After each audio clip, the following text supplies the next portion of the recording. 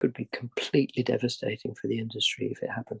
Of course, he says one thing one day, and Trump says one thing one day and another thing the next. So we don't know what's going to happen. Now, there has, to a certain extent, for British actors, been this golden age of.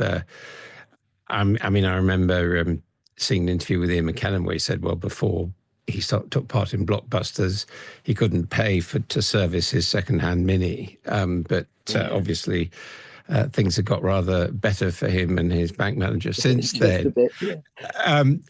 You can move between, very popular franchises for television, do a little bit of Hollywood and the stage. Are you worried that might be sort of coming to an end now that, Donald Trump is saying bring production back to Hollywood it's 100% tariffs? It is scary, yes. I mean, I'm the last person to talk intelligently about the film industry and money and budgets and tariffs. I have no knowledge of any of that. But from what I hear, in fact, I just saw something this morning. Robert De Niro had a speech on, he's at Cannes, the Cannes Film Festival at the moment. And he made a speech and he was basically saying, you have to step up and protest against this. This could be completely devastating for the industry if it happens. Of course, he says one thing one day and Trump says one thing one day and another thing the next. So we don't know what's going to happen. But potentially, I think it could be horrific, yeah. I mean, I also wonder if, bearing in mind the earnings and the good for the economy that British arts has done, particularly dramatic arts, that whether you feel undervalued by a government which, barely talks about it. I think this is a perennial problem, isn't it, with the arts and with equity. You're always fighting this sense of, you're the bottom of the pile when it comes to financially sustaining, subsidies for theatres, for repertory companies. It goes on being the lot of the licensed fools that we are. That this job is. It's understandably, it's not a priority. If the money is not there, you don't cut the essential things, you cut the luxurious things. But of course, then you have the difference of opinion about what's luxurious and what's actually really significant. And do we impoverish ourselves culturally, impoverish ourselves as human beings if we don't tell stories? But it goes further than just subsidies for, the National Theatre or the Royal Ballet, whoever it may be. It's also a question of whether children are given the opportunity in education to experience drama and music. And certainly, there seems to be a lot of debate in what I suppose I would unfortunately call the acting community about access and the suggestion that basically now, as far as acting is concerned, it's posh people who go to private schools who have the opportunities.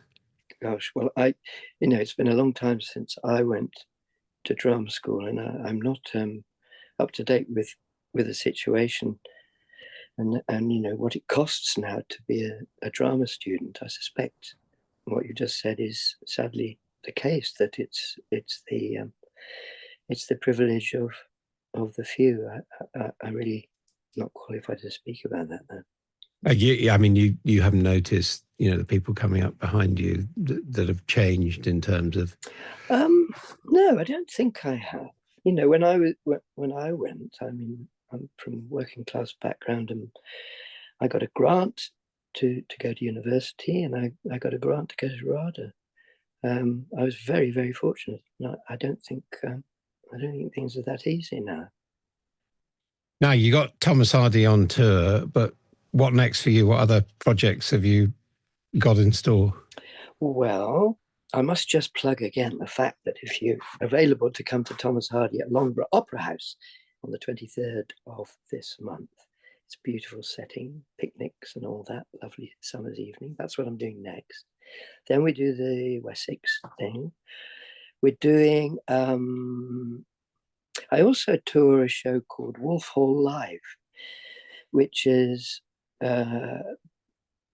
Debbie Wiseman, the composer of the music for the television series, and myself and the Locrian Ensemble. We're touring Wolf Hall Live in venues all around. And do you stay in character for that?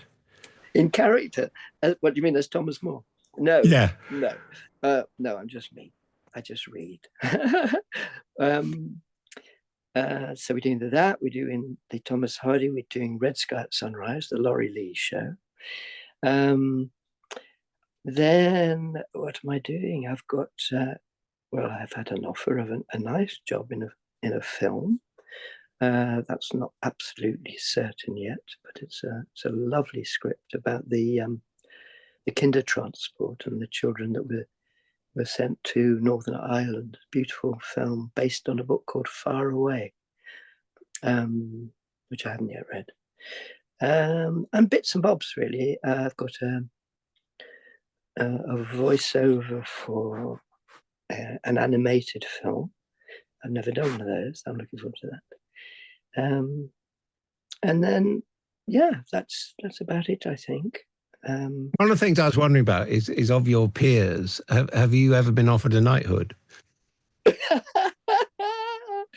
That's the funniest thing I've ever heard. Why would I be offered a knighthood? Well, I don't want to name names, but I can think of your contemporaries who are no more distinguished, who are now Knights of the Realm. Oh, I think that's great. I'd love it. I'm very up for that. No, I can't see that happening. I don't know why people get knighthoods. I mean, I know Simon Russell Beale, who I've worked with, and has recently been knighted, and I think that is great because he is, to me, he's just one of our greatest. And I went to see the other night. He did Titus. He's doing it at the moment at the Swan. And what a wonderful performance and a wonderful production. If you can get to see that, that's amazing. So yeah, when I heard that he was knighted, I thought that's great. And then you hear other people and you think, I don't understand that. Why would you? What are they doing? And services to British theatre. Well, what? No, you're doing a job and you're getting paid for it. It's not like you're. It's not a charity. I think give knighthoods to people who are sacrificing their lives, putting their lives at risk. But you wouldn't say no. Oh no, I'd be terribly honoured. Fantastic. And what about retirement? Does that ever cross your mind? I think acting will retire me. I don't want to get to the stage where I'm a liability. Where people say, "Oh, who are you working with?" "Oh, Anton Lesser." "Oh, yeah, he's good."